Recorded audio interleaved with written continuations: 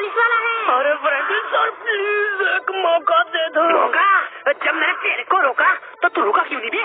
हाँ, मेरे से भाग के जाएगा तेरी तो।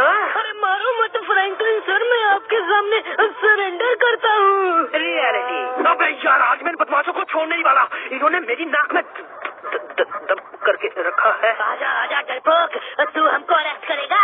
अरे दूर हट के बात करो। कानून के ऊपर बेसबॉल बैट उठाओगे तो बहुत भारी पड़ेगा। मैं बोल रहा हूँ, तू दूर हट जा रहे। मार मत बे, तेरी तो। उठ उठ उठ, अभी हम तेरे को बताते हैं हम क्या चीज है। अरे देखो, कबड्डी कबड्डी कबड्डी मार। वही तो इस अगला पुलिस वाले की मदद करो।